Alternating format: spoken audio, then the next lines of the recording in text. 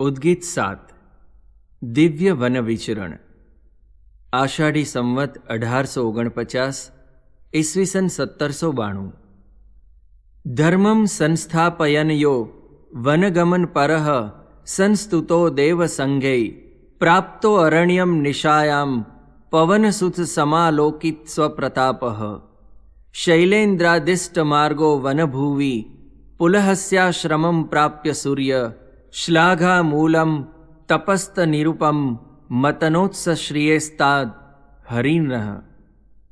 અર્થ: એકાંતિક ધર્મનું સ્થાપન કરવા પ્રકટ થયેલા શ્રીહરિ વનગમન કરવાનો નિશ્ચય કરી નીકળ્યા હતા.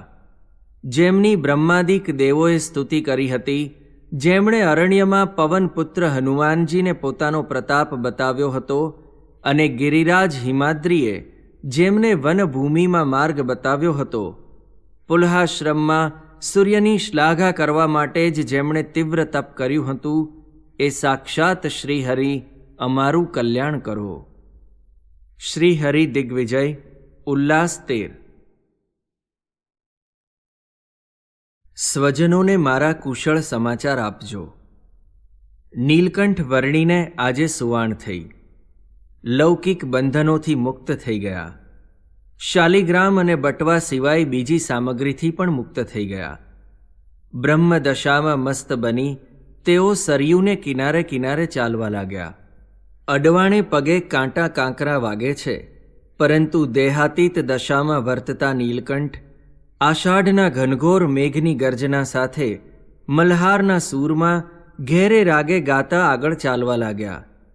પોતાના કંઠની સાંકળના 3 કટકા કરતા મોરલાના ગેહૂંક ગેહૂંક સ્વરો, બપૈયાના મીઠા ગાન અને ચારે તરફ પ્રસરેલી લીલી વનરાજીથી પ્રકૃતિ જાણે નીલકંઠને આવકારવા નવીન સૌંદર્ય ધારણ કરીને ઊભી હોય તેવી શોભતી હતી. પણ નીલકંઠ સ્વસ્વરૂપમાં જ મસ્ત હતા. મેઘ મલ્હારના સૂરોની કંઠમાં જમાવટ કરીને પગલે પગલે મેઘ ગર્જનાને તાલ દેતા નીલકંઠ આગળ ને આગળ ચાલ્યા જાય છે. નીલકંઠ વર્ણી લગભગ 2 કોસ ચાલ્યા હશે ત્યાં એક મોટો વડ તેમણે જોયો. તેમને થયું કે અહીં આજે વિશ્રાંતિ કરીએ. વડ નીચે પદ્માસન વાળીને તેઓ બિરાજ્યા. વર્ણી જ્યારે ધ્યાનમાંથી જાગ્યા ત્યારે તેમણે હનુમાનજીને સામે બેઠેલા જોયા. તેમના સામું જોઈ હસીને વર્ણીએ કહ્યું, તમે ક્યારના આવ્યા છો? હનુમાનજીએ કહ્યું, મહારાજ, આપના નિત્ય દર્શન કરવાનો મારો નિયમ છે. તે નિયમ અનુસાર આજે અયોધ્યામાં આપને ઘેર ગયો, પણ આપ ત્યાં ન હતા. તેથી સરયુ તટે આવ્યો. ત્યાં પણ આપને ન જોયા. પછી ધ્યાનમાં જોયું તો આપ આ તરફ પધાર્યા છો તે જાણી અહીં આવ્યો. હવે આપની આજ્ઞા હોય તો આપની સાથે રહું. તેમના આ વચન સાંભળી વર્ણીએ તેમને કહ્યું, હમણાં તો એકાકી જ વિચરણ કરવાનો મારો વિચાર છે, માટે હું યાદ કરું ત્યારે આવજો. અયોધ્યામાં સ્વજનોને કુશળ સમાચાર આપજો. એટલું કહી પોતે પાછા ધ્યાનમગ્ન બની ગયા. હનુમાનજી ત્યાંથી વળી ગયા. ત્યાગીને આકાશ વૃત્તિ કે અજગર વૃત્તિ જોઈએ. મુક્ત વિહારની પ્રથમ રાત્રિએ નીલકંઠ વર્ણીએ આ વડ નીચે જ મુકામ કર્યો. આષાઢ સુદ એકાદશીના મંગળ પ્રભાતે નિયમ અનુસાર જાગ્યા અને પ્રાતઃ વિધિ કરી વડ નીચે બિરાજ્યા. એટલામાં અમરપુર ગામના લોકો ત્યાં આવ્યા. નીલકંઠ વર્ણીને જોઈ બાળ સ્વરૂપ સ્વામી કાર્તિકેયજી આવ્યા છે કે સાક્ષાત ધ્રુવજી આવ્યા છે તેની વિમાસણમાં તેઓ પડ્યા. કેટલાક ફળો, મીઠાઈ વગેરે જે જલ્દી મળે તે લેવા દોડતા ગયા. કેટલાક બીજી સામગ્રી લેવા ગયા. થોડી વારમાં તો નીલકંઠ પાસે ફળો, મીઠાઈઓ વગેરે સામગ્રીઓનો ઢગલો થઈ ગયો. નીલકંઠે તે તમામ સામગ્રીઓ પોતાની પાસે શાલિગ્રામ હતા તેમને ધરાવી અને પછી તેમાંથી પોતે સ્વલ્પ જમ્યા. વધેલો પ્રસાદ ત્યાં બેઠેલા ગામ લોકોને આપી દીધો. અપરિગ્રહ વ્રતધારી નીલકંઠ વર્ણીને આ રીતે બધો જ પ્રસાદ વહેંચી દેતા જોઈ કેટલાકે કહ્યું, બ્રહ્મચારી, સાંજના માટે તો કંઈક રાખો. નીલકંઠ તેમની સામું જોઈ હસ્યા. સાંજ કે સવારનો જો વિચાર કરવાનો હોત તો ઘરનો ત્યાગ શું કરવા કરત? ત્યાગીને તો આકાશ વૃત્તિ કે અજગર વૃત્તિ જ જોઈએ. જે ભગવાનના આધારે ભેખ લીધો છે તે ભગવાન જ સમય સમય પોષણ કરશે. નીલકંઠની મધુર વાણીમાં તેમને કંઈક અલૌકિકતા લાગી. પછી નીલકંઠે ત્યાં ભેગા થયેલા સૌને કહ્યું, તમે હવે જાઓ, મને કોઈનો ડર નથી. ચરાચરમાં મારી જ શક્તિ વ્યાપીને રહી છે. ભોળા ગ્રામજનોને નીલકંઠની આ દિવ્ય વાણી ન સમજાણી. નીલકંઠ વર્ણી પણ ત્યાંથી તરત જ ચાલવા લાગ્યા. આષાઢનો મેઘ પડું પડું થઈ રહ્યો છે. મોર બપૈયાના મધુર કલરવ સાંભળીને મેઘે નીલકંઠના પગ પ્રક્ષાલવા વરસવું શરૂ કર્યું છે. નદી નાળા કલરવ કરતા વહી રહ્યા છે. લીલી હરિયાળીથી વાતાવરણ સુરમ્ય અને શીતળ બની ગયું છે. નીલકંઠ ઉતાવળી ચાલે ચાલી રહ્યા છે. તેમની ગતિ આગળ કાળની ગતિ થંભી જાય છે. થોડાક કાળમાં જાણે યુગોનું કાર્ય કરી લેવું હોય એમ તેમની ગતિ ઉપરથી લાગે છે. વનની વિકટ વાટ પસાર કરતા નીલકંઠ જ્યાં જ્યાં વિશ્રામ કરે છે ત્યાં ગામલોકો તેમની દિવ્ય મૂર્તિ જોઈ આકર્ષાય છે. ફળ ફૂલ લાવે છે, ક્યારેક રસોઈની સામગ્રી પણ લાવે છે. નીલકંઠ તે બધું ઠાકોરજીને ધરાવીને પછી ગ્રહણ કરે છે. જે મુમુક્ષુઓ દર્શને આવે છે તેમને ઉપદેશ આપે છે. આ પ્રમાણે ચાલતા ચાલતા નીલકંઠ લોધેશ્વર ગામે આવે છે. નીલકંઠ વર્ણી લોધેશ્વરમાં. બારાબંકી જિલ્લામાં આવેલું આ ગામ અતિ પ્રાચીન છે. અહીં લોધેશ્વર સરોવર પાસે લોધેશ્વર મહાદેવનું મંદિર છે, જેમની સ્થાપના યુધિષ્ઠિર રાજાએ કરી હોય એવું કહેવાય છે. વર્ણિરાજ અહીં પધાર્યા અને સરોવરને કાંઠે આવ્યા. સરોવરમાં સ્ત્રી પુરુષો સ્નાન કરી રહ્યા હતા. વર્ણીએ સ્ત્રી પુરુષોથી અલગ એવી એક જગ્યા શોધી ત્યાં સ્નાન કર્યું. પછી કાંઠા ઉપર આવી બિરાજ્યા. પૂજા વિધિ કરી લોધેશ્વર મહાદેવના દર્શન કરવા પધાર્યા. સ્નાન કરવાથી ભીનો થયેલો વર્ણીના માથા ઉપરનો કેશનો મુગટ જાણે મોતી ચમકી રહ્યા હોય તેવો શોભતો હતો. શ્યામ શરીરમાં સફેદ જનોઈ ઘનઘોર આકાશમાં વીજળીની જેમ ચમકતી હતી. વર્ણી લોધેશ્વર મહાદેવના દર્શન કરી સરોવરને કાંઠે ઝાડની પુષ્કળ ઘટા છે ત્યાં આવી બિરાજ્યા. કિશોર વયમાં કઠિન તપશ્ચર્યા આદરીને બેઠેલા આ વર્ણીના દર્શન કરવા ગામ લોકો ત્યાં આવવા લાગ્યા. વર્ણીની મનોહર મૂર્તિનું આકર્ષણ ખૂબ જ હતું. કોઈ સીધાની સામગ્રી લાવ્યા તો કોઈ આસન લઈને આવ્યા, કોઈ વળી ફૂલ ફળાદી લઈને આવ્યા. આમ ભાવિકો વર્ણીના દર્શન કરી કૃતાર્થ થવા ત્યાં આવવા લાગ્યા. વર્ણી તેમને ઉપદેશ કરીને સંસાર સાગર તરવાનો ઉપાય બતાવતા હતા.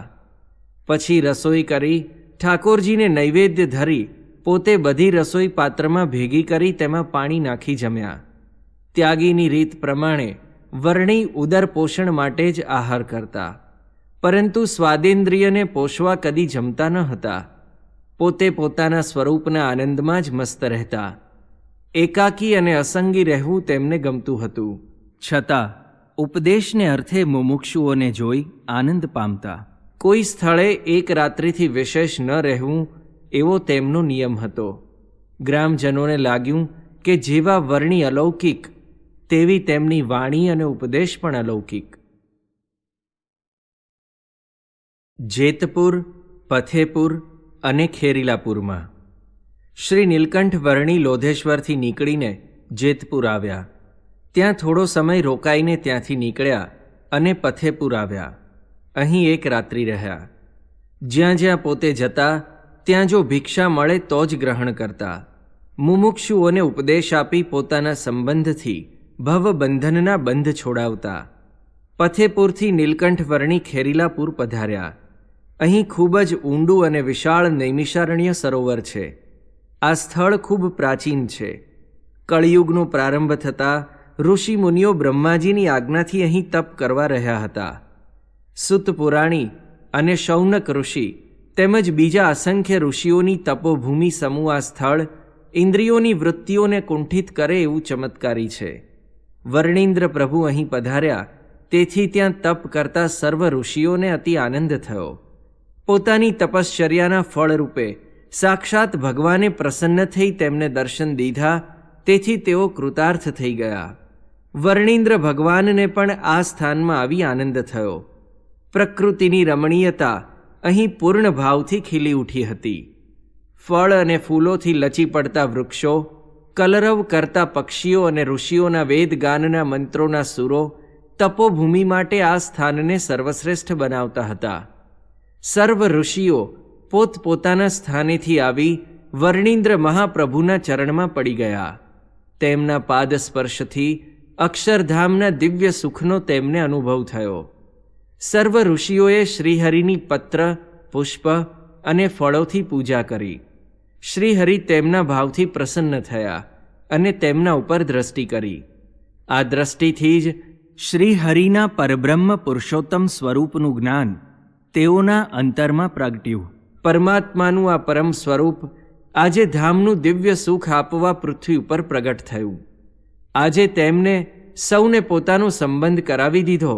તેથી અત્યંત ગદગદિત થઈ ઋષિઓ કહેવા લાગ્યા, અનંત અવતારો થયા, પણ એહી સમ કોઉ ન ભયે અબ.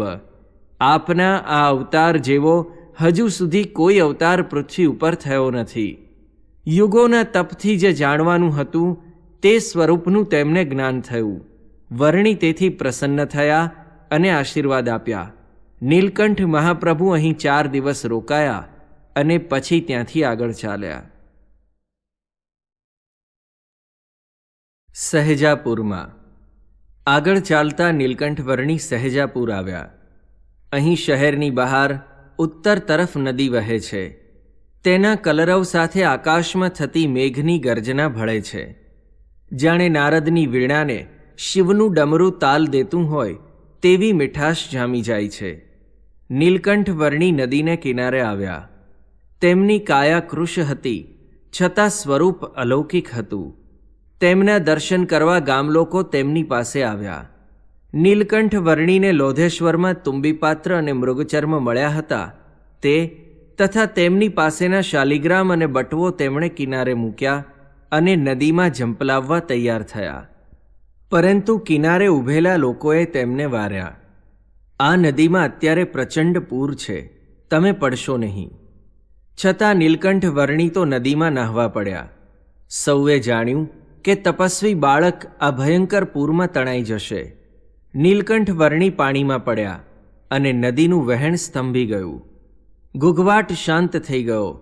એક ક્ષણમાં નીલકંઠ વર્ણિ સ્નાન કરીને કિનારે આવી ગયા. ગામ લોકોએ આ ચમત્કાર જોયો. નદીના પ્રચંડ વેગની જેમ મનની વૃત્તિઓના વેગને શાંત કરી દે એવા આ મહાપુરુષ છે એમ જાણી નીલકંઠને સૌએ નમસ્કાર કર્યા. તેજસ્વી કાંતિ ધરાવતા નીલકંઠ વર્ણિ આંબાના એક વૃક્ષ નીચે પૂજા કરવા બેઠા. શાલિગ્રામની મૂર્તિને સન્મુખ મૂકી નીલકંઠ ધ્યાનમાં મગ્ન બની ગયા. ધ્યાનમાંથી જાગ્યા ત્યારે તેમણે જોયું તો તેમની પાસે ફળ તથા મીઠાઈઓ અને સીધાની બીજી અનેક સામગ્રીઓનો ઢગલો થઈ ગયો હતો. નીલકંઠે ફળ તથા મીઠાઈ શાલિગ્રામને ધરી અને સૌને તે પ્રસાદ વહેંચી દીધો. પછી પોતે ઘઉંના લોટની બાટીઓ બનાવી, કેરીનો રસ કાઢ્યો અને ઠાકોરજીને નૈવેદ્ય ધરીને એક પાત્રમાં બધું ચોળી અંદર પાણી નાખી જમી ગયા. આવું સ્વાદિષ્ટ ભોજન પાણી નાખીને નીલકંઠ વર્ણિ જમ્યા. તેથી પાસે બેઠેલા મુમુક્ષુઓને તેમના પ્રત્યે ખૂબ જ ભાવ થયો. ચાતુર્માસના પવિત્ર દિવસો હોવાથી સૌએ નીલકંઠ વર્ણિને ત્યાં રોકાઈ જવા આગ્રહ કર્યો. પરંતુ તેમનું નિશાન જુદું હતું. તેમણે કહ્યું, મારે નારાયણના દર્શન કરવા છે. દર્શન કરી હું પાછો અહીં આવીશ, માટે તમે સૌ મને સુખેથી રજા આપો. એમ કહી તેમણે પોતાની પોથી ત્યાં રાખી. ગામ લોકોને ખાતરી થઈ કે નીલકંઠ વર્ણિ જરૂર અહીં આવશે અને નીલકંઠ વર્ણિ ત્યાંથી ચાલી નીકળ્યા. બરેલીમાં નીલકંઠ વર્ણિ આગળ ચાલ્યા. થોડે દૂર ગયા ત્યાં નદી આવી. તે ઉપર પુલ હતો. તે ઉતરીને નીલકંઠ વર્ણિ બરેલીપુરમાં આવ્યા. નદીનો ઉત્તર કિનારો વૃક્ષોની વનરાજીથી ઢંકાયેલો હતો. નીલકંઠને તેથી તે સ્થાનનું આકર્ષણ થયું. વન, પર્વત અને જંગલમાં જ રહેવાની તેમની રુચિ હતી. અહીં પોતે પધાર્યા. અહીં સુંદર બગીચામાં બંગલા હતા. નીલકંઠ તે બગીચામાં ગયા. ત્યાંના માળીને પૂછીને એક બંગલામાં પોતે ઉતર્યા. નદીના કિનારા ઉપર જ તે બંગલાનો ઝરૂખો પડતો હતો. આ ઝરૂખામાં તેઓ આવ્યા. નદીમાં આવેલું પ્રચંડ પૂર તેમણે અહીંથી જોયું. આષાઢની ઘન વર્ષા, મોર અને બપૈયાના સુરીલા ગાન અને નદીના પૂરનું પ્રચંડ તાંડવ જોઈ નીલકંઠ મનમાં પ્રસન્ન થયા. પ્રકૃતિને તેના મસ્ત સ્વરૂપમાં જોઈ નીલકંઠ વર્ણીને આનંદ થયો. નીલકંઠ વર્ણી તુલસીદાસજીના પદ ગાવા લાગ્યા. તેમના સૂરમાં મધુરતા હતી. નદીના પ્રચંડ પૂરનો ઘોષ, મોરના ગહેકાટ અને નીલકંઠ વર્ણીના ઘેરા સૂરની સુરાવલી સાંભળી ઘોડાપુર જોવા આવેલા લોકો નીલકંઠ વર્ણી તરફ જોવા લાગ્યા. તેમણે જોયું કે સૂરમાં જેવું માધુર્ય હતું તેવું માધુર્ય તેમના સ્વરૂપમાં પણ હતું. તેઓ તરત જ તેમની પાસે આવવા લાગ્યા. વર્ણીન્દ્ર ભગવાનને જોઈ તેમને ખૂબ આનંદ થયો. વર્ણીએ તેમને પ્રેમથી બોલાવ્યા, પાસે બેસાડ્યા. તેમને મુમુક્ષુ જાણીને ઉપદેશની કેટલીક વાતો કરી. લોકોને આશ્ચર્ય થયું. જીવની મલિનતાને શુદ્ધ કરતી આવી અદ્ભુત વાણી તેમણે સાંભળી ન હતી. આવી કાંતિ તેમણે જોઈ ન હતી. વાણીના આવા જાદુનો તેમણે અનુભવ કર્યો ન હતો. તેઓ નિર્નિમેષ દ્રષ્ટિએ વર્ણી સામું જોઈ રહ્યા. વર્ણી તેમની સામે ભાવથી હસ્યા. નીલકંઠ વર્ણી માટે તેઓ અનેક પ્રકારના ફળ, મીઠાઈઓ વગેરે લાવ્યા. વર્ણીએ ઠાકોરજીને નૈવેદ્ય ધર્યું અને પોતે થોડું જમીને સૌને પ્રસાદ વહેંચી દીધો. પછી મહેલમાંથી બહાર આવી વર્ણીરાટ ત્યાંથી આગળ ચાલ્યા. ત્યાં તો કૂવા પાસે પાણી ભરવા આવેલી પનિહારીઓએ નીલકંઠ વર્ણીનો માર્ગ રોક્યો. વર્ણીરાટ ચમક્યા અને 2 ડગલા પાછળ ખસી ગયા. તેમને આમ ચમકી જતા જોઈ તે સ્ત્રીઓ હસવા લાગી. પછી બોલી, બ્રહ્મચારી, તમે ચોમાસાના આવા દિવસોમાં ઘરેથી નીકળી ગયા તે મા બાપથી રિસાયા છો કે ભાભીના મહેણાથી કાયર બની ગયા છો? નીલકંઠ વર્ણી આ સાંભળી સ્થિર થઈ ગયા. પનિહારીઓના આ શબ્દોમાં તેમણે પોતાના પ્રત્યેનો પ્રેમ નિહાળ્યો. તેમણે મૃદુ સ્વરે કહ્યું, જેનામાં વૈરાગ્ય કે પ્રભુ પ્રત્યે ભક્તિ ન હોય તે જ રિસાય કે કાયર થઈ ઘરનો ત્યાગ કરે. અમે તો અનંત જીવોના કલ્યાણ કરવા જ ગૃહત્યાગ કર્યો છે. પ્રશ્ન તો એક નિમિત્ત હતું. તેમને તો વર્ણીના મોહક સ્વરૂપને પેટ ભરી ભરીને નિહાળવું હતું. તેમને ત્યાંથી જવા દેવા ન હતા. તેથી સ્ત્રીઓએ તેમની વાત માની નહીં અને તેમને પકડવા દોડી. સ્ત્રીઓની ગંધથી જ દૂર નાસતા વર્ણીરાટ તરત જ ત્યાંથી દોડ્યા અને એક ક્ષણમાં તો અલોપ થઈ ગયા. જાણે વીજળી ચમકીને એકદમ આકાશમાં સમાઈ ગઈ. શ્રી નીલકંઠ વર્ણી આગળ ગયા અને એક મોટું શહેર આવ્યું. શહેર અને શહેરની વસ્તીથી સદા દૂર રહેતા વર્ણી તેમાં દાખલ થયા સિવાય આગળ નીકળી ગયા. આગળ ચાલતા એક મહાવનમાં તેમણે પ્રવેશ કર્યો. તે જોઈ તેમના અંતરમાં અતિ આનંદ થયો. આકાશને આંબતા આ વનના વૃક્ષો, તે ઉપર લચી પડતા ફળ અને ફૂલો, કિલકિલાટ કરતા પક્ષીઓ, વેર અને દ્વેષ ભાવ રહિત આમ તેમ ફરતા રાની પ્રાણીઓ, આ બધું વર્ણીરાટને અતિ સુંદર લાગ્યું. પ્રકૃતિનું તેના મૂળ સ્વરૂપમાં અહીં દર્શન થયું હતું. શહેરોમાં તો પ્રકૃતિના સ્વરૂપને વિકૃત કરી તેનો ઉપભોગ કરવામાં આવે છે. તેમાં કેવળ ભોગવૃત્તિ જ દેખાઈ આવે છે. જ્યારે વન, પર્વત કે જંગલોમાં દેખાતું પ્રકૃતિનું નૈસર્ગિક સ્વરૂપ અંતરમાં પરમાત્માની સુંદરતાની ઝાંખી કરાવે છે. ગીતામાં તેથી જ કહ્યું છે, યદ્યદ વિભૂતિમ મત્સત્વમ. આ વનમાં નારદજીએ બાલ્યાવસ્થામાં તપ કર્યું હતું. અન્ય ઋષિ મહાત્માઓ પણ અહીં તપ કરતા હતા. તેથી વર્ણીરાટને આ વન બહુ જ ગમ્યું. ઋષિ મુનિઓ પણ વર્ણીરાટ અહીં પધાર્યા તે પોતાના તપથી પ્રસન્ન થઈ તેમને દર્શન દેવા જ પધાર્યા છે એવું માની અંતરમાં પ્રસન્ન થયા. વર્ણીનું આગમન અહીં થયું તેની તેમના અંતરમાં વર્ણીના સંકલ્પથી પ્રેરણા થઈ. સૌ પોતપોતાના સ્થાનમાંથી બહાર નીકળી વર્ણી પાસે ફળ ફૂલ વગેરે ભેટ લઈને જવા લાગ્યા. વર્ણીના દર્શનથી અંતરમાં રહેલા ભગવાન બહાર પ્રગટ થઈને જાણે આવ્યા હોય એવો એમને અનુભવ થયો. વર્ણીને વીંટળાઈને સૌ બેસી ગયા. વર્ણિરાટ પ્રભુ તેમનો આવો ભાવ જોઈ પ્રસન્ન થયા. આ નારદ વનમાં વર્ણી 10 દિવસ રહ્યા. તેમના મનોરથો પૂરા કરી વર્ણિરાટ ત્યાંથી આગળ ચાલ્યા. બહાદુરપુરમાં ચાલતા ચાલતા વર્ણિરાટ બહાદુરપુરમાં આવ્યા. અહીં ફક્ત એક જ દિવસ રહ્યા. ત્યાંના નગરજનોએ અન્ન આપી તેમનો સત્કાર કર્યો. વર્ણી પ્રભુ તેમને આશીર્વાદ આપી ત્યાંથી ચાલ્યા અને ગંગા કિનારે પધાર્યા. પ્રભુના પાદ સ્પર્શથી ગંગાજી પતિત પાવની બન્યા હતા. તે વામનજીના મૂળ સ્વરૂપના આજે તેમને દર્શન થયા એટલે ગંગાજીના હર્ષનો પાર નહોતો. પોતાના લહેરાતા તરંગોથી તેણે વર્ણિરાજનું સ્વાગત કર્યું. વર્ણીએ પ્રસન્ન થઈ તેને વર આપ્યો, તને હું સદાય મારી સમીપે રાખીશ અને તારા સર્વ મનોરથો હું પૂરા કરીશ. વર્ણી પ્રભુ ત્યાં એક રાત રોકાયા. બીજે દિવસે પ્રભાતે નાવમાં બેસીને ત્યાંથી આષાઢી સંવત 1849 શ્રાવણ સુદ એકાદશીએ હરદ્વાર પધાર્યા.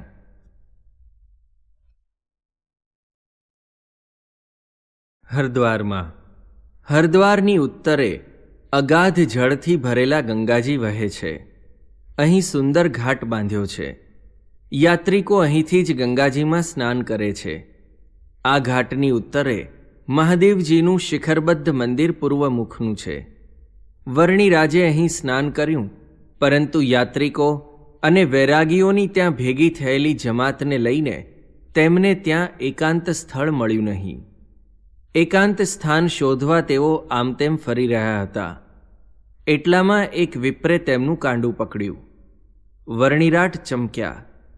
તેમણે વિપ્રની સામું જોયું એટલે વિપ્રે તેમને કહ્યું, બ્રહ્મચારી, અહીં યાત્રિકોની અને આ વૈરાગીઓની પુષ્કળ ગીર્દી છે. વળી આ વૈરાગીઓ આયુધધારી છે. તેથી જ્યારે અંદર અંદર ઝઘડે છે ત્યારે કેટલાયને પાણીમાં નાખી દે છે. માટે અહીં રહેવામાં જોખમ છે. આપ મારી સાથે પધારો. વર્ણિરાજને એકાંત સ્થાન જ ખપતું હતું. તેથી તેઓ તે વિપ્રની સાથે ચાલ્યા. વિપ્ર તેમને ઉત્તર તરફના શિવાલયમાં લઈ ગયા. આ એકાંત સ્થાન જોઈ વર્ણી મહાપ્રભુને અત્યંત આનંદ થયો. પછી વિપ્રે હાથ જોડી બ્રહ્મચારીને પૂછ્યું, બ્રહ્મચારીજી, આપને કયા નામે સંબોધવા? આટલી નાની અવસ્થામાં આપે ગૃહનો ત્યાગ કર્યો તે કંઈક ક્લેશ, કંકાસ કે પછી વૈરાગ્યને લીધે ત્યાગ કર્યો છે? પ્રશ્ન સાંભળી વર્ણી હસ્યા. તેમણે કહ્યું, અનેક તીર્થોના અને બદ્રિકાશ્રમમાં નરનારાયણ ઋષિના દર્શન કરવા સારું અમે ગૃહત્યાગ કર્યો છે. મને લોકો નીલકંઠ વર્ણી કહે છે. વિપ્રને બ્રહ્મચારીની વાત સાંભળી હસવું આવ્યું. તેમણે તરત જ કહ્યું, નીલકંઠ તો મહાદેવનું નામ છે. એટલે વર્ણીએ પ્રત્યુત્તર આપ્યો, તે મહાદેવને અમારી સાથે એકતા છે. આ સાંભળી વિપ્ર વર્ણીના પગમાં પડી ગયા. વર્ણીએ તેમના મસ્તક ઉપર હાથ મૂકી કહ્યું, કહ્યા વિના સમજાય નહીં અને પૂછ્યા વિના કહેવાય નહીં. પછી વિપ્રે વર્ણી માટે રસોઈ કરવાની તૈયારી કરી. એટલામાં વિપ્રની સ્ત્રી ત્યાં આવી. તેણે વિચાર્યું કે પોતાથી પણ કોઈ બહુ જ મોટા હોય તો જ આ વિપ્ર સેવા કરે, માટે આ બ્રહ્મચારી જરૂર કોઈ મોટા ઈશ્વર હશે. તેણે વિપ્ર પાસે આવીને કહ્યું, હે વિપ્ર, ઘણા યુગોથી આપ અહીં વસો છો. મોટા મોટા શુક સંકાદિક સિદ્ધો અહીં આવી ગયા. બીજા પણ અનંત અહીં આવે છે. પરંતુ તમે જાતે કોઈની આ રીતે સેવા કરી નથી. માટે આ વિપ્ર કોણ છે તે મને કહો. એટલે વિપ્રે તેને કહ્યું, તમે ધ્યાનમાં બેસો તો જણાશે કે આ બ્રહ્મચારી કોણ છે. વિપ્રના પત્ની ધ્યાનમાં બેઠા. ધ્યાનમાં જ તેમને જણાયું કે પોતાના પતિથી પણ બ્રહ્મચારી બહુ જ મહાન છે. તરત જ તે વર્ણીના ચરણમાં પડી ગયા.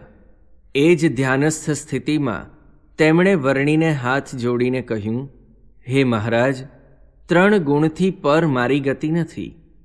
તે સાંભળી વર્ણી હસ્યા. તેમણે કહ્યું, તમારો જોગ કાચો છે. તમે કોઈ મોટા પુરુષની સેવા કરી નથી. આ વિપ્ર અમને મોટા જાણીને અમારી સેવા કરે છે.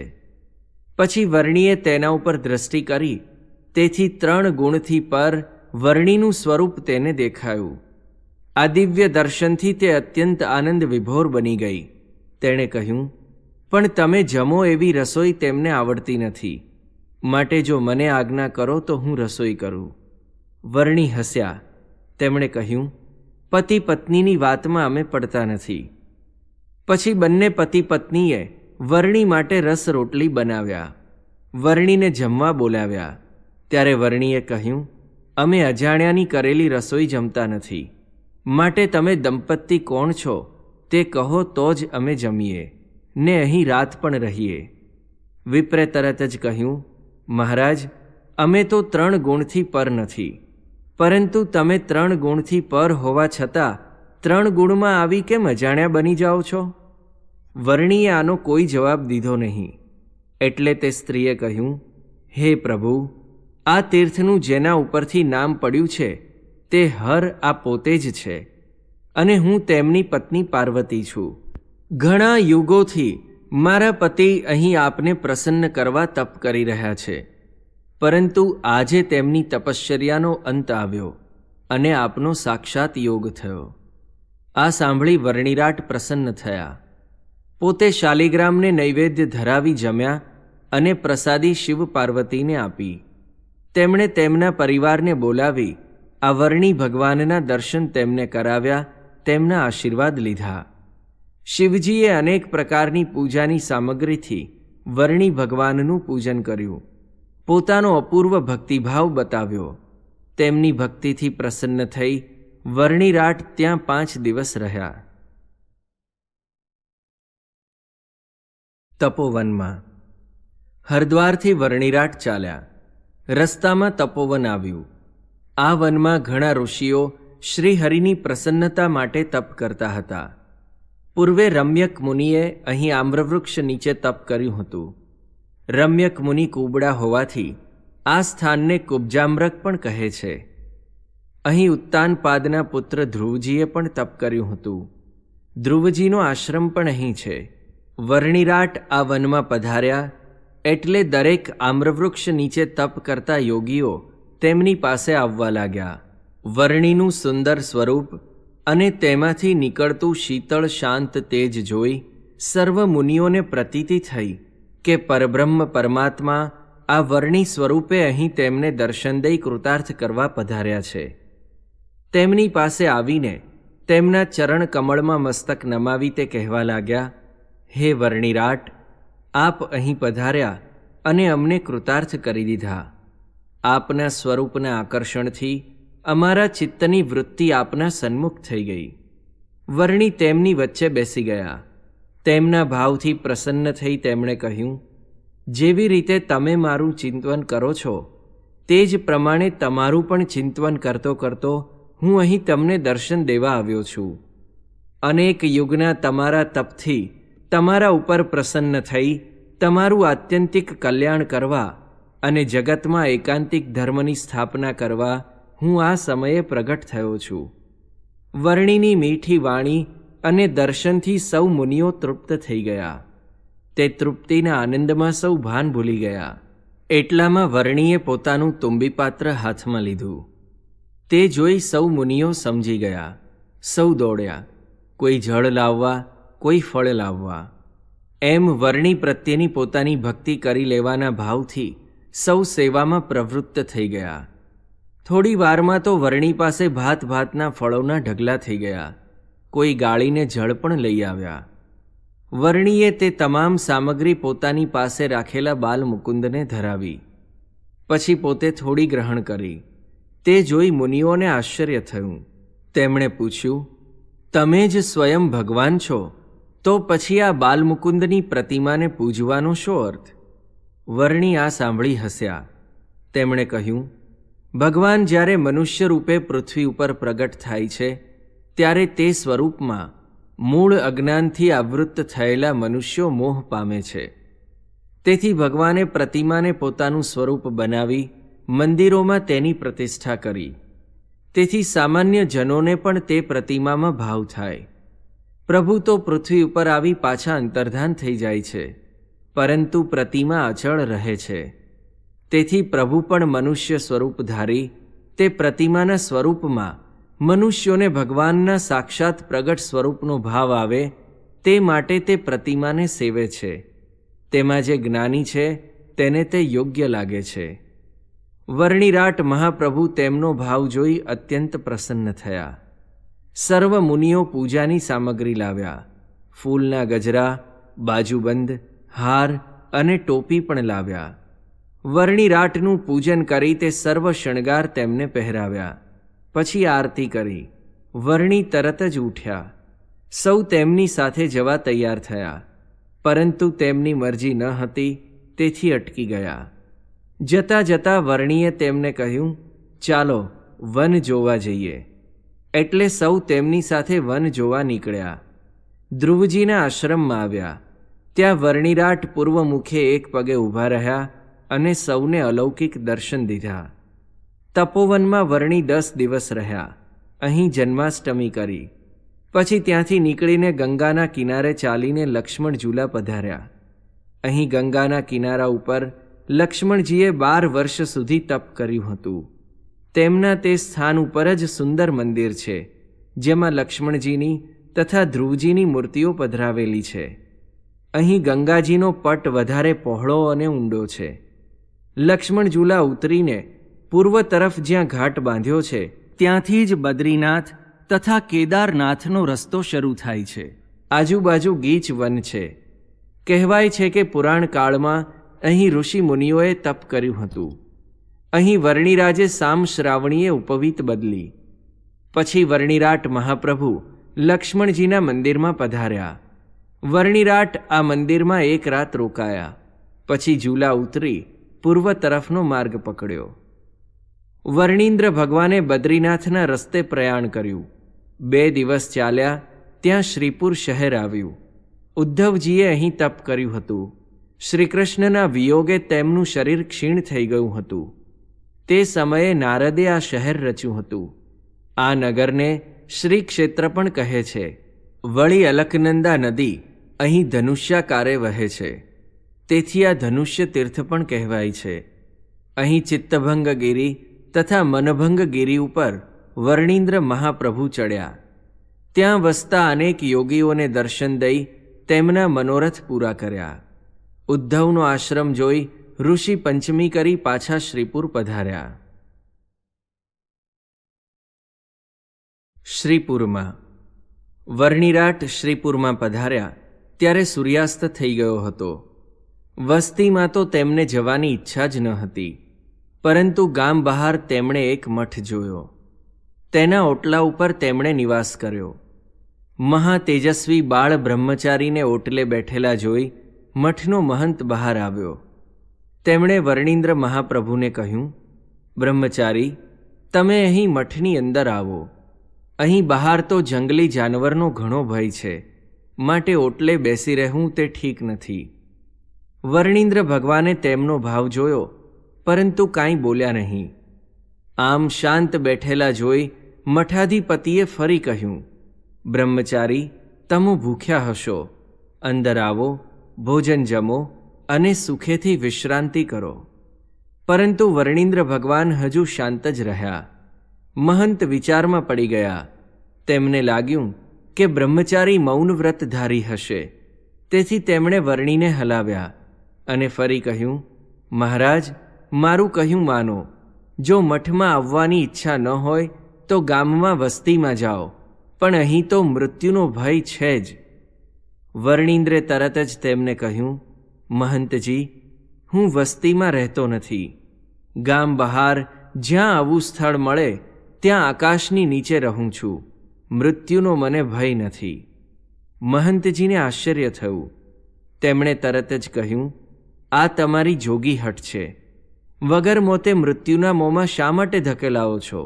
વર્ણિન્દ્રે તરત જ તેમને કહ્યું, મૃત્યુથી ડરીને સંતાઈ જવાથી મૃત્યુ રોકાતું નથી. આપનો ખૂબ આભાર. હું તો અહીં જ સૂઈ રહીશ. જે થવાનું હશે તે થશે.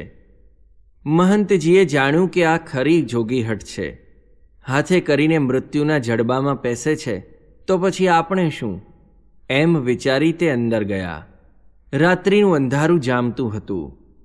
આ બ્રહ્મચારીની દયા ખાઈને તેમણે બારણા બંધ કરી દીધા. વર્ણિન્દ્ર મહાપ્રભુ ઓટલા ઉપર મૃગચર્મ પાથરી ધ્યાનમગ્ન બેસી ગયા. રાત્રિના 2 પ્રહર વીત્યા અને ધરણી ધ્રુજાવે તેવી કેસરી સિંહની ડણક સંભળાણી. મહંત અને પૂર્વાસીજનો આ ભયંકર ત્રાડ સાંભળીને જાગી ગયા. મહંતને બ્રહ્મચારીની ચિંતા થવા લાગી. ભયંકર ગર્જના કરીને ત્રાડુકતો કેસરી સિંહ થાળી થાળી જેવડા પંજાના પગલાં માંડતો, વાંભ એકનું પૂંછડું ફંગોળતો, ધગેલ ત્રાંબા જેવી આંખો ટમટમાવતો ધીરે રહીને વર્ણીની આગળ આવીને ઊભો રહ્યો. પક્ષીઓ તેની ત્રાડ સાંભળીને ઝાડ ઉપરથી હેઠા પડી ગયા અને ગાભણી ગાના પેટ છૂટી ગયા. એ હિંસક ત્રાડ સાંભળીને મઠના મહંત અને તેમના શિષ્યોની તો છાતી બેસી ગઈ. વર્ણીએ આ કેસરી તરફ દ્રષ્ટિ કરી. તે દ્રષ્ટિ ઝીલી નિશ્ચેતન બની સમાધિના દિવ્ય સુખનો અનુભવ કરતો કેસરી વર્ણીના પગ આગળ લપાઈને બેસી ગયો. નથી હાલતો કે નથી ચાલતો. પ્રસંગની ભયંકરતાથી ધ્રુજતા મહંતે બારીનું બારણું ખોલ્યું. તે અને તેમના શિષ્યો બારીની બહાર આશ્ચર્યવત જોઈ જ રહ્યા. થોડી વારે નીલકંઠ વર્ણી કેસરી સિંહના શરીર ઉપર હાથ ફેરવવા લાગ્યા. કેસરી આ સ્પર્શથી સમાધિમાંથી જાગ્રત થઈ સચેતન થઈ ગયો. સમાધિના આનંદમાં ડાલા જેવું તેનું માથું ધૂણાવતો તેની ધીમી ડણકથી પણ ધરતીના કણને વાંભ વાંભ દૂર ફેંકતો તે નીલકંઠ વર્ણીના પગ ચાટતો હતો. મહંતજીએ તેમના શિષ્યો સામું જોયું. શિષ્યોએ મહંત સામું જોયું. બંને એકાએક બોલી ઉઠ્યા, આ તો કોઈ ઈશ્વરી અવતાર છે, કાં મહાદેવ કાં મુરારી. જે માણસ અને પશુની હિંસા કરે, જેની ત્રાડ સાંભળીને અનેકના હૈયા હલી જાય, એવો આ કેસરી આજે આ વર્ણી પાસે ગભરું ગાય જેવો બની ગયો હતો. આ બ્રહ્મચારીએ તેને વશ કરી લીધો હતો. ચળ અને અચળની દોરી તો વર્ણીના હાથમાં હતી. તેમને મન આ કાંઈ સિદ્ધિ ન હતી કે ન હતો એવો કોઈ સંકલ્પ. તેમને તો પોતાના સંબંધમાં આવે તેનું કલ્યાણ કરવાની ઈચ્છા હતી. અને જોગાનું જોગ આજે આ કેસરી તેમની હડફેટમાં આવી ગયો. પરોઢ થયું અને વર્ણી ત્યાંથી ઉઠીને નદી કિનારે પ્રાતઃવિધિ કરવા જવા લાગ્યા. કેસરી પણ ગાય જેમ પાછળ ચાલે તેમ વર્ણીની પાછળ પાછળ ચાલવા લાગ્યો. હજુ મોં સૂજણું થયું ન હતું, તેથી માણસોની અવરજવર નહોતી. વર્ણીએ નદી પાસે આવીને પાછળ આવતા કેસરીને કહ્યું, હવે તમારા માર્ગે ચાલ્યા જાઓ. અને તરત જ કેસરી શિર ઝુકાવીને સામેની જાડીમાં અદૃશ્ય થઈ ગયો. વર્ણીની પાછળ દૂર રહીને આવતા મહંતજીએ અને તેમના શિષ્યોએ આ જોયું. વર્ણી સ્નાન કરીને પૂજા વિધિ કરતા હતા તે વખતે મહંતજી ત્યાં આવ્યા. ગામના લોકો પણ વર્ણીના દર્શન કરવા આવ્યા.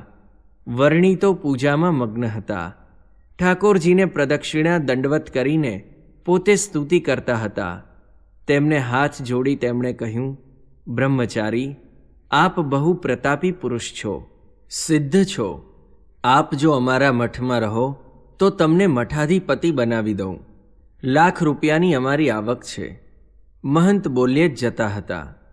વર્ણીએ તેમને અટકાવીને વચ્ચે જ કહ્યું, જુઓ મહંતજી, મઠની, આશ્રમની કે મિલકતની અપેક્ષા હોત તો ઘરનો ત્યાગ શું કરવા કરત?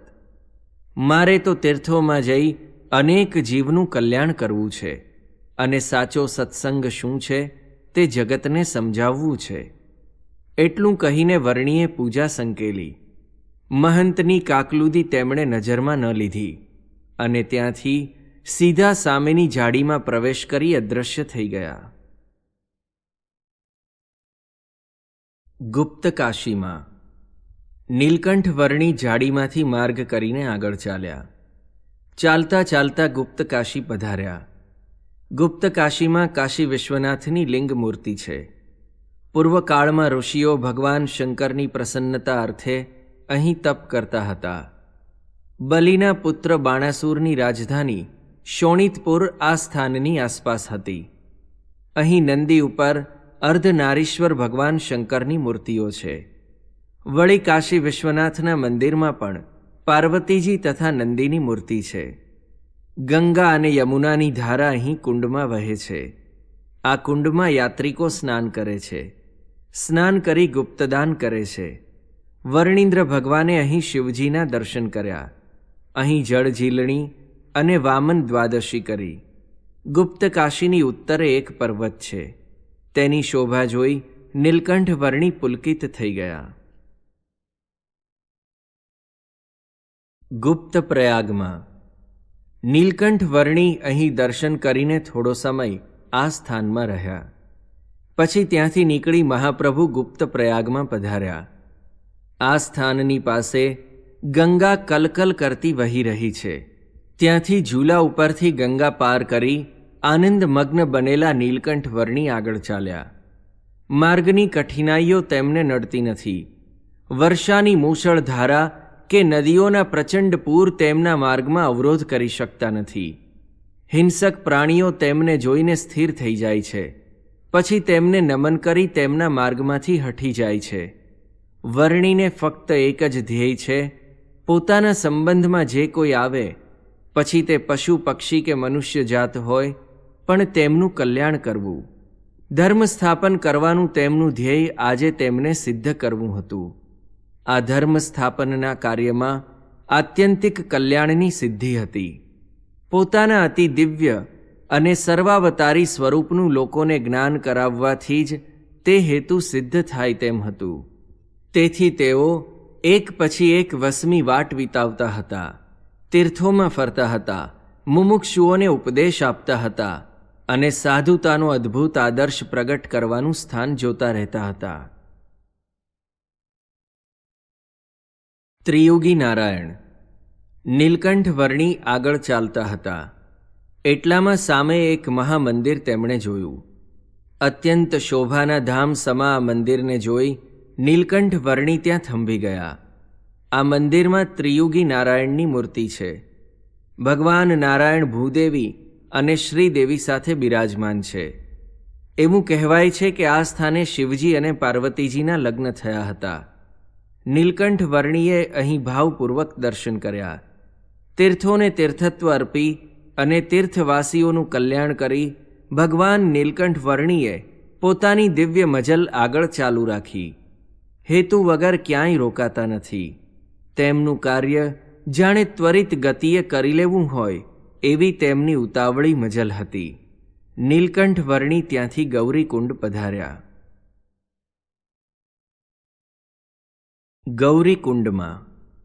ગૌરીકુંડમાં ઠંડા અને ગરમ પાણીના કુંડ છે, જેને અમૃત કુંડ પણ કહે છે. પાર્વતીજી આ અમૃત કુંડમાં નહાયા હોય એવું તીર્થવાસીઓ કહે છે. પાર્વતીજીનું આ જન્મસ્થાન છે.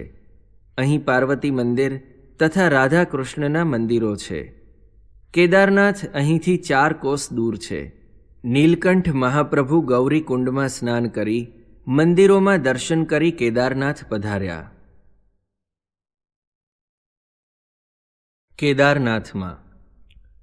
કેદારનાથ ભારતમાં યાત્રાનું મુખ્ય ધામ છે. અહીં લાખો યાત્રિકો વર્ષો વર્ષ યાત્રા અર્થે આવે છે. નીલકંઠ વર્ણીને આ યાત્રિકોમાંથી મુમુક્ષુઓ શોધવા હતા. તેમને પોતાના દર્શન આપી પોતાનો સંબંધ કરાવવો હતો. આ તીર્થમાં હજારો યાત્રિકોને તેમના દર્શન થયા. કોઈએ તેમનામાં સાક્ષાત નારાયણ જોયા, તો કોઈને મહાન યોગી સ્વરૂપે દેખાયા. તે ચાલતા ત્યારે કેટલાક લોકો તેમને નમન કરતા, કેટલાક માર્ગમાંથી ખસી જતા.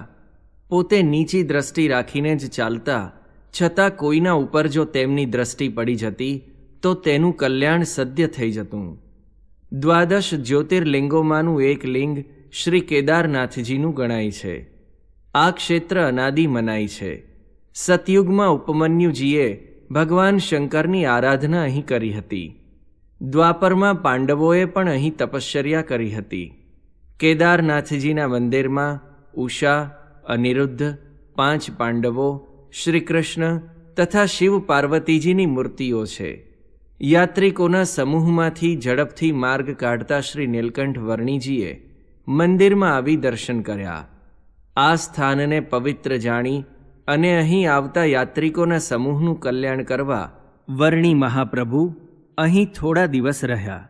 પછી અહીંથી નીકળ્યા અને હિમાલયની પ્રચંડ હિમ વરસાવતી ટેકરીઓને એક પછી એક ઉલ્લંઘીને કિશોર સ્વરૂપ વર્ણિરાટ 9 દિવસે બદ્રીનાથ પહોંચ્યા.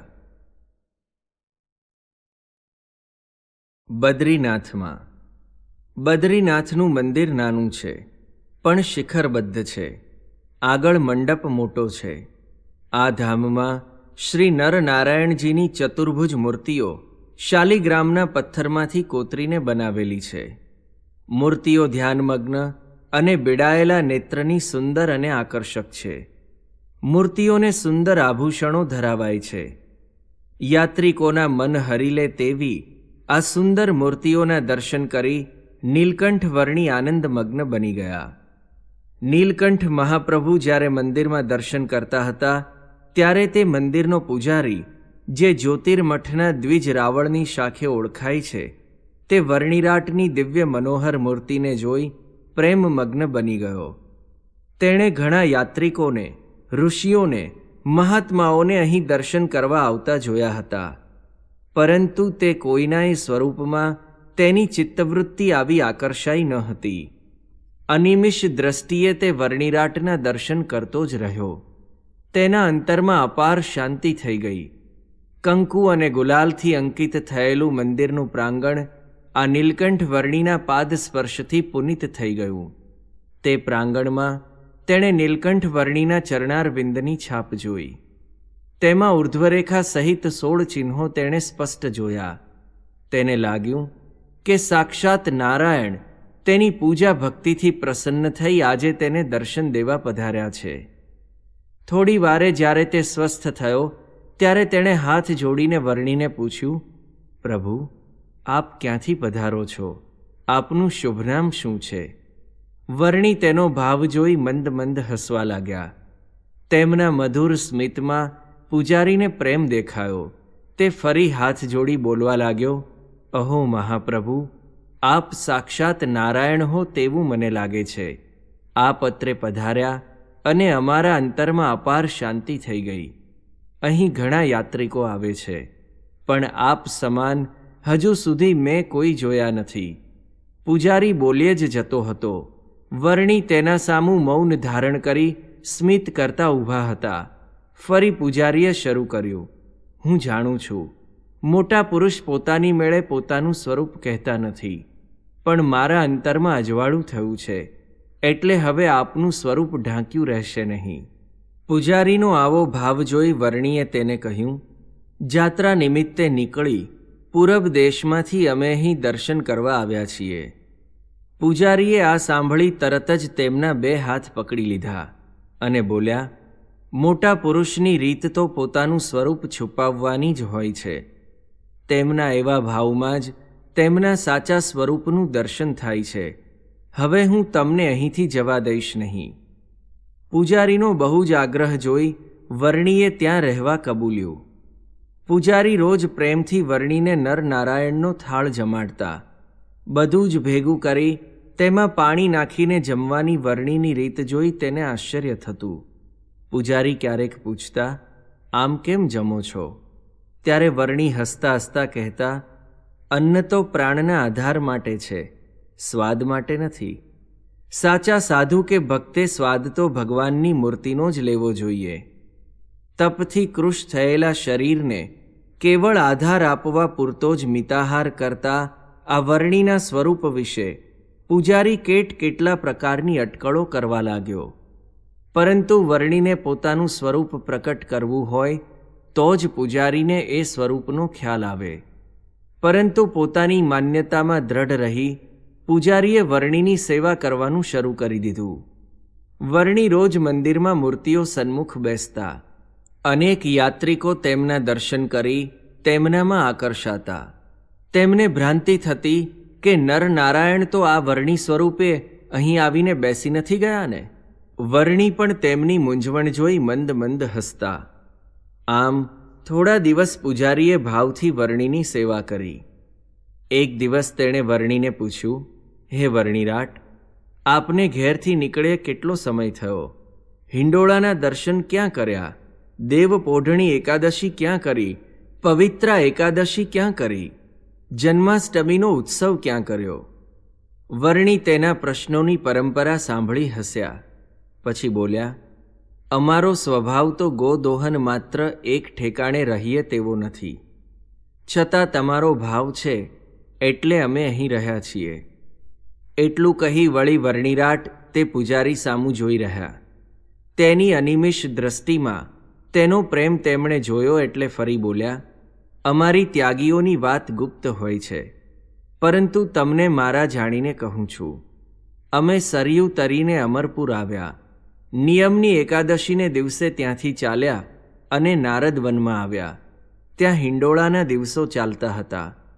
પવિત્રા એકાદશી હરદ્વારમાં કરી, જન્માષ્ટમી તપોવનમાં કરી, લક્ષ્મણપુરમાં ઉપવીત ધારણ કર્યું, ગણપતિ ચતુર્થી શ્રીનગરમાં કરી, ઉદ્ધવ વનમાં ઋષિ પંચમી ઉજવી, જળ ઝીલણી એકાદશી અને વામન દ્વાદશી ગુપ્ત કાશીમાં કરી, અને શ્રાદ્ધ પક્ષમાં ગુપ્ત પ્રયાગમાં આવ્યા. કેદારનાથમાં રહ્યા. શ્રાદ્ધ પક્ષ ત્યાં જ પૂરું કર્યું. નવરાત્રિ માર્ગમાં કરી અને 9મે દિવસે અમે અહીં આવ્યા. અહીં તમારી સાથે જ માણેકઠારી પૂનમનો ઉત્સવ કર્યો. અને હવે તમારો ભાવ છે તેથી અન્નકૂટ સુધી અહીં રહેશું. નીલકંઠ વર્ણીના શબ્દમાંથી અમૃત ઝરતું હતું અને પૂજારી તેનું પાન કરતા હતા. તેમની આંખમાંથી અશ્રુની ધારા ચાલી જતી હતી. આવી કોમળ કાયાથી આ કઠણ યાત્રા અને તપ શી રીતે થયા હશે? તેણે કહ્યું, વર્ણીરાટ, આપ અહીં જ રહો, અહીંથી ક્યાંય ન જાઓ. નીલકંઠ વર્ણી કાંઈ બોલ્યા નહીં અને તેમણે માથું હલાવ્યું. દીપોત્સવી અને અન્નકૂટ નીલકંઠ વર્ણીએ બદ્રીનાથમાં કર્યા. અન્નકૂટનો થાળ જમીને નીલકંઠ વર્ણીને જ્યોતિર્મઠમાં પધરાવવા સારું પૂજારી તેનો હાથી લાવ્યો. તે ઉપર સોનાની અંબાડી મૂકી. બદ્રીનાથના દ્વાર અન્નકૂટ પછી 6 માસ માટે બંધ થાય ત્યારે પૂજારી જ્યોતિર્મઠમાં રહેવા જાય છે. હાથી ઉપર સવારી કરી ત્યાંથી 12 કોસ દૂર જ્યોતિર્મઠમાં તે જાય છે. આ વખતે તેણે વર્ણીને હાથી ઉપર પ્રથમ બેસાડ્યા.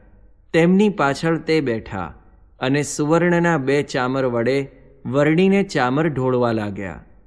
અહીં એક સુંદર બંગલો છે. આજુબાજુ પુષ્પના બગીચા છે. અહીં વર્ણીનું તેણે સ્વાગત કર્યું અને એક સુંદર આસન ઉપર પધરાવ્યા. પછી હાથ જોડી કહ્યું, પ્રભુ, આ બંગલો આપને હું અર્પણ કરું છું. આપ હવે સદા અહીં જ રહો. પરંતુ વર્ણીને ક્યાં આ લોકની કોઈ સંપત્તિ ખપતી હતી. તેમણે તરત જ કહ્યું, તમારો ભાવ હતો તે અમે પૂરો કર્યો. તમે જે માગ્યું તે અમે આપ્યું. હવે અમે અહીંથી હિમગીરીમાં જ્યાં નરનારાયણ ઋષિ તપ કરે છે ત્યાં જઈશું. ત્યાં થોડા દિવસ રહીને ફરીને અહીં આવીશું. પૂજારી આ સાંભળી અવાક બની ગયા. અહીં બદ્રીનાથમાં જ જ્યાં શિયાળામાં પુષ્કળ બરફ પડે છે અને રહી શકાતું નથી, તો આ વર્ણી હિમગીરીમાં જવા માગે છે તે કેમ બને? તેણે તરત જ કહ્યું, મહારાજ, કોઈ માનવી ત્યાં જઈ શક્યું નથી અને કોઈ ત્યાં જવાનો સંકલ્પ પણ કરતું નથી. વર્ણી હસ્યા. તેમણે કહ્યું, અમે માનવી નથી. અમારો સંકલ્પ દ્રઢ છે. તમે રસ્તો બતાવો, નહીં તો અમે ચાલી નીકળીશું. પૂજારીએ જોયું કે વર્ણીનો નિશ્ચય દ્રઢ છે. તેણે તરત જ ચંદન પુષ્પથી વર્ણીની પૂજા કરી. તેમને ટાઢ ન લાગે એવો એક ગરમ ધાબળો તેમણે આપ્યો. વર્ણી તેની લાગણીથી પ્રસન્ન થયા. તેના ઉપર દ્રષ્ટિ કરી આશીર્વાદ આપ્યા. પૂજારીએ ફરી હાથ જોડીને કહ્યું, મહારાજ, આપ ફરી જરૂર પધારજો. અમે આપની સેવા કરીશું. તમે સાક્ષાત નારાયણ છો, નહીં તો મૃત્યુના મુખમાં કોઈ પગ મૂકે નહીં. વર્ણી આ સાંભળવા ન રહ્યા. તે ત્યાંથી ચાલ્યા. જોત જોતામાં તો તે અદૃશ્ય થઈ ગયા. જ્યોતિર્મઠના વાસીઓને આ જોઈ આશ્ચર્ય થયું.